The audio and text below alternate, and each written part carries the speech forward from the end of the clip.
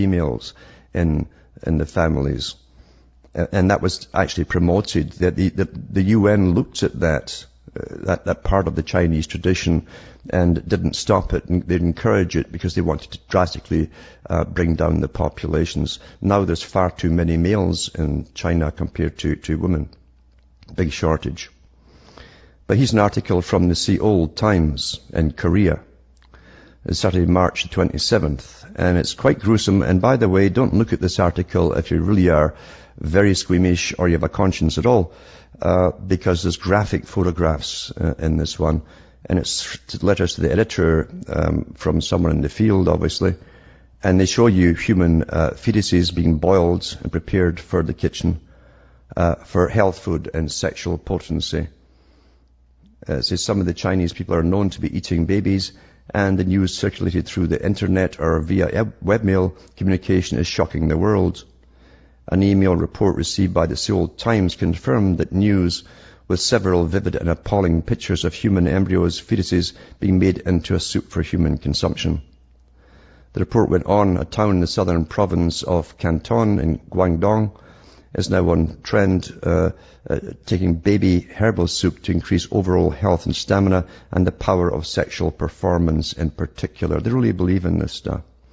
The cost in China currency approximately is $4,000, and then it gives you the Korean equivalent.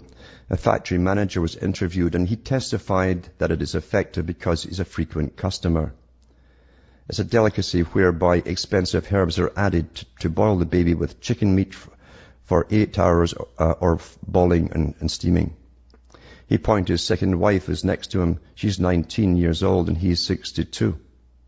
He claims to have sex every day. After waiting for a couple of weeks, he took the reporter to the restaurant, where he was informed by the restaurant manager that the spare rib soup, which is a local code for baby soup, was now available. And then they go on and on and on about it. There's lots of photographs there, and it's not for the squeamish. And, we're supposed to accept all this kind of stuff in our stride, I suppose. But what I'm mentioning this for, you understand that we are being dehumanized in the same way, deliberate way, by the way. Because we think nothing of it. And the feminist groups were incredibly funded by the big foundations, by whom? Guys like Rockefeller, who's up there on Google and many other videos talking about the need to drastically reduce the world's population. So he's all for this stuff. All these groups are used, you see.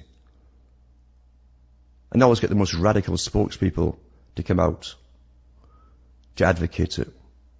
But where does it end up? Cause and effect, remember. Cause and effect, cause and effect. For every action is an equal and opposite reaction. And we're being dehumanized at one incredible speed. Incredible speed. And it will come. Because of the Optimum Population Trust and all the branches across the world, the guys who advise Prince Charles and all the other biggies, the guys like Christopher Tickle, who talks about the need to drastically depopulate. You have also Mr. Holdren on Obama's staff right now, who co-authored the book Eco-Science with the other fanatics, talking about mandatory sterilization and so on. One day you might see that on the tables here as well, for you to eat, and you probably won't mind. Back with more after this break.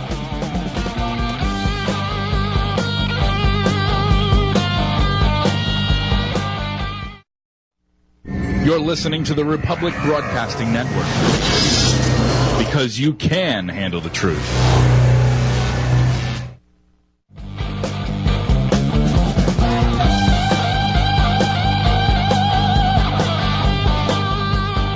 Hi folks, this is Alan Watt. We're cutting through the matrix. Just mentioning cause and effects and how when you promote nothing but sex, and you create a culture where if you're over 25, you're over the hill, because no one else really matters in this culture according to the media and entertainment, but you promote nothing but sex, then there's consequences to all that. And we don't like to think of that. And meanwhile, you already have women in the Western world having injections into their skin, and there's stem cells from fetuses and creams with aborted fetuses, and they think nothing of it. Well, what's the next step? What's the next step? Is it going to be like China? Well, yes, it will become that way, absolutely. And I'll bet you, by the way, it's already happening in the Western world. Guarantee you. Already happening. Got to get the life force out of the very, very young, eh? The old ancient witchcraft stuff, sort of animistic magic, will be transferred from the object to you. Paganism in its extreme.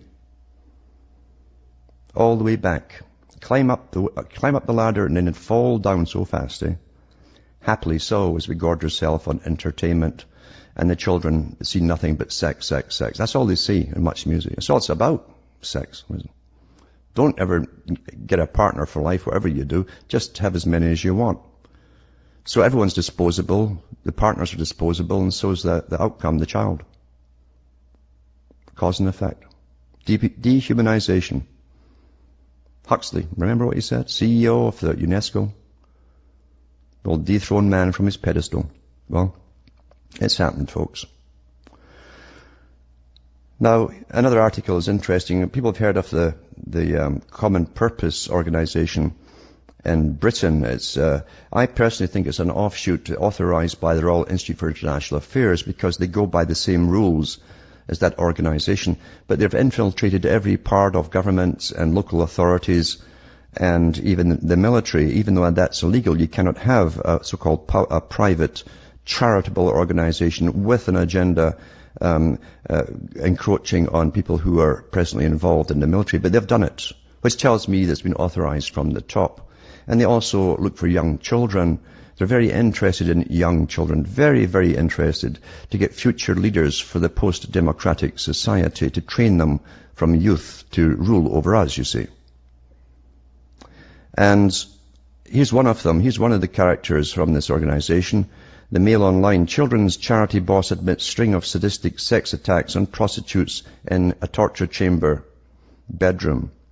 23rd of March 2010. Now, I'll put all these links up at the end of the show, remember, at cuttingthroughthematrix.com.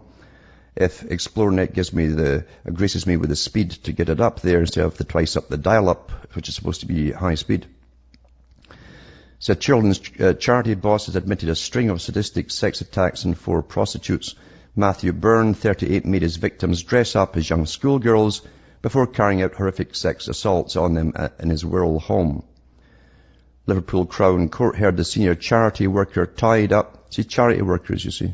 Foundations, charities. Tied up, gagged and strangled his victims for his own sexual pleasure. He then used a cane to repeatedly beat the women who were tied to his bed while he carried out the obscene acts. In another attack, he repeatedly whipped his victim until her blood sprayed over his bedroom walls. He then used a plastic bag to suffocate the woman until she saw black spots in front of her eyes and thought she was going to die. After being released, the woman discovered she had 40 whip marks to her body and legs. The police raided Byrne's home in New Brighton. They discovered he had turned a bedroom into a torture chamber. And then they found a double bed with shackles, leather collars, cane ropes, tapes, and girls' clothing. He also had a collection of violent pornography, while his computer revealed he had accessed a string of sadistic websites. The DNA and blood from Byrne's victims was also uncovered. Byrne, who ran the Young Persons Advisory Service, previously worked with children as young as 10. And I say too, he also worked with Common Cause. Common Purpose. The charity worker changed some of his pleas shortly before he was due to stand trial on local 24 charges at Liverpool Crown Court yesterday, and so on, and so on, and so on.